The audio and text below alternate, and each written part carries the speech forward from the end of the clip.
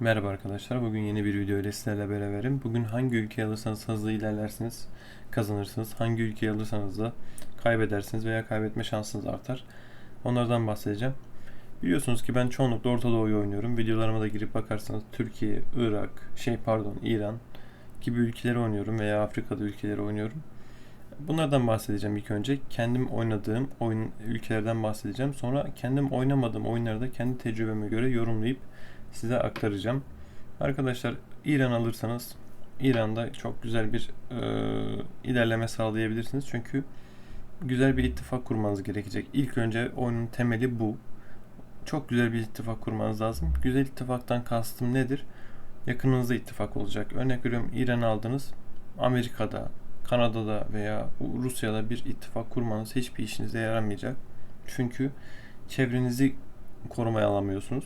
Çevrenizi korumaya almanız gerekiyor. Aslında ittifakta ben ittifakın bana faydasından çok ittifaka katılmasını önemsiyorum. Çünkü oyuncunun aktif oynaması benim için çok önemli bir şey teşkil etmiyor. Oynasa güzel olur, evet, ama e, oynaması da olur. Çünkü benim için saldıracağım yerler var, mesela örnek veriyorum planımda. İran aldım, geldim Türkiye'yi alacağım. Mısır aldım mesela. Suudi Arabistan almayı planlıyorum şu anda. İsrail almayı planlıyorum. Bunları yaparken arkamdan saldırı gelmemesi lazım. Ben ne yaptım? Pakistan, Afganistan gibi ülkeleri ittifakıma kattım. Bu şekilde arkamı sağlama aldım ve Orta Doğu'ya saldıracağım. Örnek veriyorum, ben bu ittifakı yapmadım. İran'ı aldım. Orta Doğu'ya saldırıyı planladım. Orta Doğu'ya saldırdım. Ne olacak? Afganistan veya Pakistan bana saldıracak. Bunu e, göze almak istemedim açıkçası. Bu yüzden her zaman ittifakımı kendi sınır ülkelerinize seçin. Yani kendi sınır ülkenize seçerseniz bu sizin için çok güzel bir avantaj sağlayacaktır. Bu kişinin oynaması sizin için önemli değil. Size saldırmaması yetiyor. Bu kadar söyleyeyim size. Bu oyunun e, taktiksel bir kuralıdır aslında. Yani ben öyle davranıyorum. Siz farklı yöntemlerde de kullanabilirsiniz bunu. Artık nasıl değerlendirirsiniz bilmiyorum da ben yıllardır oynadığım için böyle bir açık buldum aslında kendimce. Böylelikle bir tarafımı sağlam alıyorum, diğer tarafa saldırıyorum. Diğer tarafı sağlam alıyorum, diğer tarafa saldırıyorum. Böyle her dört tarafımı da açık bırakıp bodozlama saldırmıyorum. Böyle olursa beklenmedik bir yerden bir saldırı gelirse askerlerinizi geri döndürmeniz, engellemeye çalışmanız vesaire vesaire sıkıntı olacaktır. Örnek veriyorum, ben Irak'a saldırdım. Tam Irak'ta saldırı yapıyorum. Askerlerimin yarısını kaybetmiş durumdayım ama Irak'ı alacağım. Bir baktım Afganistan arkadan bana saldırıyor. Ben hangi askerle savunma yapacağım? Yapmaya kalksam bile oradan askerleri Irak'tan Afganistan tarafına çekene kadar zaten adam benim başkentime kadar ilerler. Bu yüzden tavsiye etmiyorum ittifaksız Orta Doğu'yu. Yani ittifaksız aslında hiçbir ülkeyi tavsiye etmiyorum. Edersem o da Asya ülkeleri olabilir. O da kıyı şeritleri olan sadece ülkelerden bahsediyorum. Avustralya, Yeni Zelanda, Endonezya gibi ülkelerden bahsediyorum. Gelelim şimdi şeye, Orta Doğu'daki diğer ülkeye. Türkiye'yi alırsanız, Türkiye güzel bir ülke. Canım ülkem zaten. Ama oyun içerisinde baktığınız zaman Türkiye aslında çok da iyi bir konumda değil. Çünkü Orta Doğu'ya saldırsanız bu sefer Avrupa'dan saldırı gelebilecektir. Yunanistan'dan gelir, Romanya'dan gelebilir, Ukrayna'dan gelebilir. Bu yüzden tavsiyem yine her zamanki gibi bir ittifak kurmanız. Avrupa'ya saldıracaksanız Orta Doğu'da bir ittifak, Avrupa'ya saldıracaksanız da Orta Doğu'ya saldıracaksanız da Avrupa'da bir ittifak kurmanızı tavsiye ediyorum.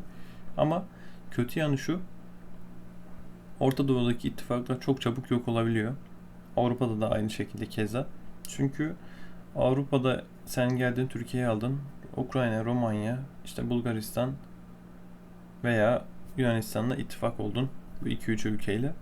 Avrupa'daki genelde Avrupa'da çok çabuk birleşik bir ittifak oluyor. Polonya, Belarus, Fransa gibi ülkeler birleşik oluyor. Buradan direkt saldıracakları ülkeler çoğunlukla buradan deniz aşırı ülkelere gitmiyorlar. Hemen dibindeki ülkeleri almaya çalışıyorlar.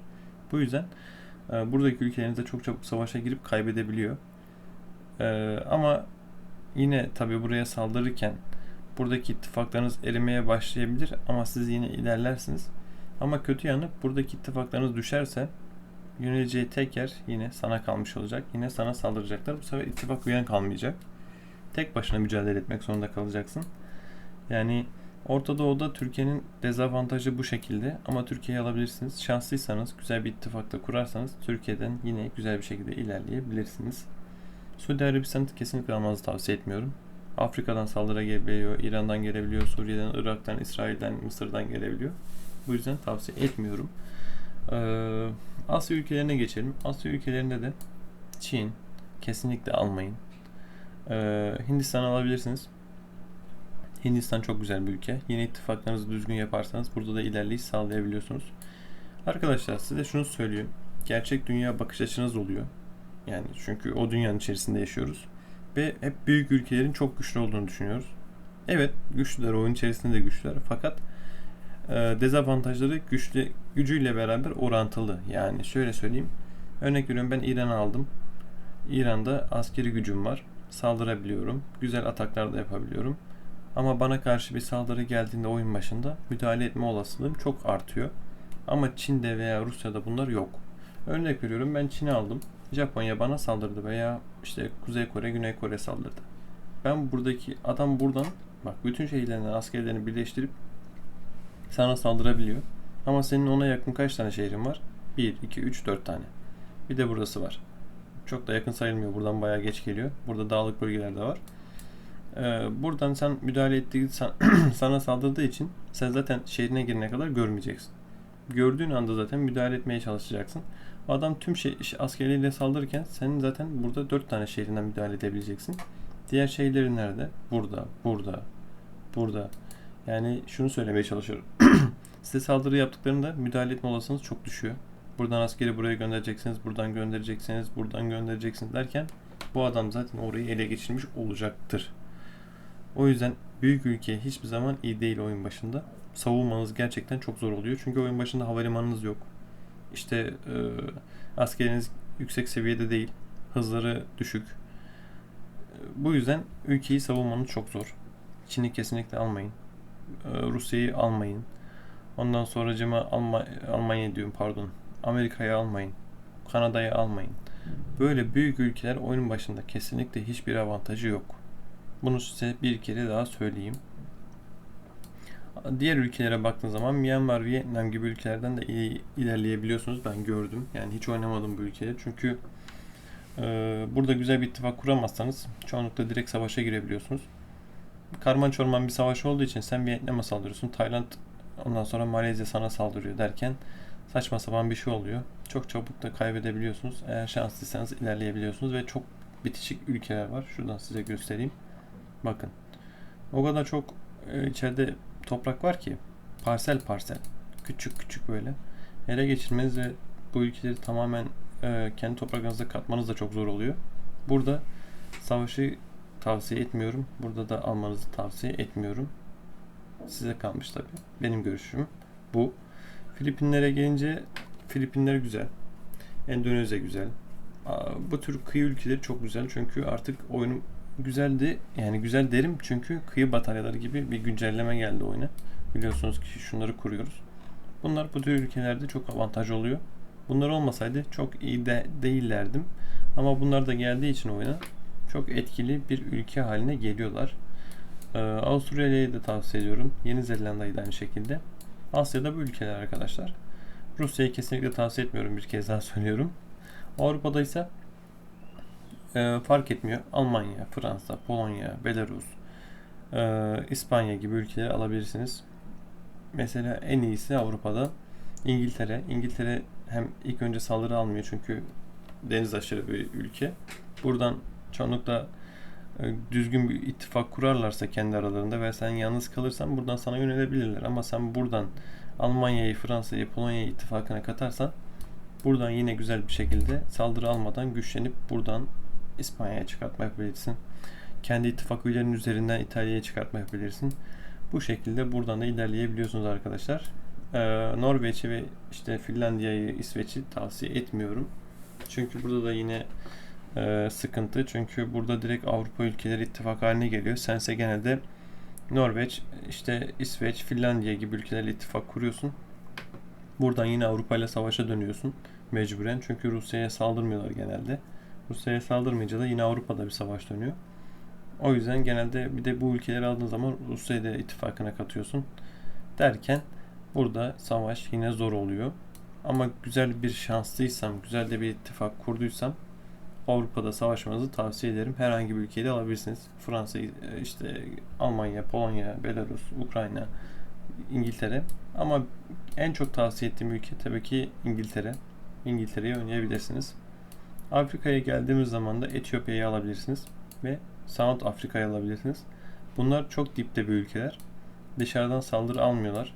Şurada da güzel bir ittifak kurarsanız çevrenizde, burada kurarsınız, buraya doğru ilerlersiniz. Buraya kurarsanız buraya doğru ilerlersiniz. Bu şekilde Avrupa'da zaten çok çabuk toprak alabiliyorsunuz. Toprakları çok büyük. Büyük olduğu için de savaşları çok güzel ve tatlı oluyor. Afrika'da da tabii ki South Afrika, Etiyopya'yı tavsiye ediyorum. Bu Libya'yı, buradaki ülkeleri tavsiye etmiyorum. Çünkü İspanya ile savaşı dönebiliyorlar. Dip dibe savaşlar oluyor. Libya ise buradan çıkartma yiyebiliyorsun. Türkiye'den, işte Yunanistan'dan, İtalya'dan. Bazen İspanya bile buradan Afrika'ya çıkartma atabiliyor. Tavsiye etmiyorum oyunun başında olduğu için. Şanslı değilsen burada direkt bir saldırı alabiliyorsun. Ve oyun başında hani daha bir şeyler geliştirmeden, daha bir hafta olmadan 3-5 günlük vaktim boşa gitmiş oluyor. Kesinlikle tavsiye etmiyorum buradaki ülkeleri. Alıyorsanız kendim tavsiye ettiğim ülkeler Etiyopya ve South Afrika gibi, Angola, işte DR Kongo ülkesi, Kamerun, Çad, Sudan'ı da alabilirsiniz. Bu ülkeleri tavsiye ediyorum. Bunları kullanabilirsiniz. Kenya da aynı şekilde. Zaten oyunu çok oynayan arkadaşlar bilir. Bakın şu bayrak simgesini, ülkelerin bayraklarını. Genelde bu ülkeler savaşı kazanıyor. Bu ülkeler. Çünkü oyunun başında en çok bu ülkeler çok ilerleme sağlayabiliyor. Bir de çok dipte bir ülkeler, bir de en aşağıda oldukları için göz önünde çok batmıyorlar ve çok çabuk ilerleyebiliyorlar. Burada çok çabuk, hızlı bir şekilde güçlenebilirsiniz. Gelelim Amerika kıtasına. Burada Amerika'yı tavsiye etmiyorum. Yine büyük ülke olduğu için. Kanada'yı da kesinlikle tavsiye etmiyorum. Meksika'yı tavsiye etmiyorum çünkü Amerika'ya ve Kanada ile ittifak kurmazsan ilk saldıracakları yer sen oluyorsun. Küba'yı da tavsiye etmiyorum. Küba oyunun eskortu gibi bir şey artık. Daha temiz bir tabirle kullanırsak. Çünkü herkes buna saldırıyor. Buradan saldırı geliyor, buradan saldırı geliyor, buradan saldırı geliyor derken Küba çoğunlukla düşüyor. Tavsiye etmiyorum. Alıyorsanız yine Brezilya büyük bir ülke, almayın. Alıyorsanız Kolombiya, Venezuela, onun dışında Arjantin, Şili. Mesela Şili çok küçük bir ülkedir ama çok hızlı ilerleyebiliyorsunuz. Arjantin de aynı şekilde. Kolombiya da aynı şekilde. Venezuela'yı da kastediyorum aynı şekilde. Alıyorsanız bu kıtadan almayın arkadaşlar. Bu kıtadan alın. Bu kıtadan da Kolombiya'yı tavsiye ediyorum. Venezuela ve dediğim Şili ve Arjantina'yı alabilirsiniz. Brezilya'yı da alabilirsiniz ama Brezilya'da güzel bir ittifak yapmazsanız çevrenizde çok çabuk düşebiliyorsunuz. Burada da tavsiye etmiyorum. Yani 10 üzerinden 5 diyelim. Kolombiya gibi ülkelerde 10 üzerinden 9 diyelim size. Böyle daha rahat bir şekilde önermiş olurum size. Sanırım temel olarak bahsettim oyun içerisindeki ülkeleri. Oyun içerisinde bir de şöyle bir durum var. Oyun videosunun uzunluğuna bakayım, şu an çektiğimin. 13 dakika olmuş. Bunu 15 dakikaya tamamlarım büyük ihtimal. Her ülkenin kendi ekonomisi var. Çok fark ettirmiyor açıkçası. Genelde büyük ülkelerin daha iyi ekonomisi var. Örnek veriyorum Rusya'nın, Kanada'nın, işte Amerika'nın, Çin'in, ama bu ekonomi size saldırı geldiğinde hiçbir fayda sağlamayacaktır. Küçük ülke alın, ekonominizi zaten bir haftaya tekrar o ülkenin boyutuna getirebiliyorsunuz. Boşu boşuna büyük ülke alıp ekonomisi daha iyi diye gözünüzü boyamasın. Küçük ülkelerle ilerleyin. Hem daha tatlı bir savaşlar oluyor. Hem uzun sürüyor. Hem keyifli oluyor.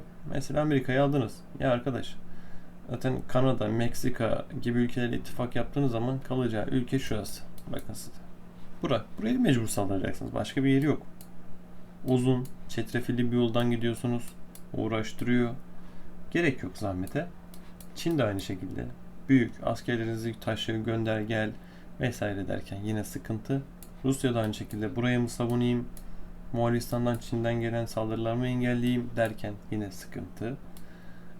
Bu yüzden Şöyle alın abi İran'ı. Güzel de bir ittifak kurun. Buradan Orta Doğu'ya saldırın yani.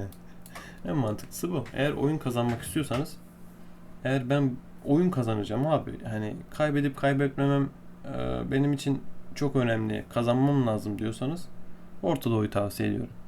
Ama eğer işte güzel bir savaş olsun, gerekirse de kaybederim diyorsanız Avrupa'yı tavsiye ediyorum. Asya'yı tavsiye ediyorum.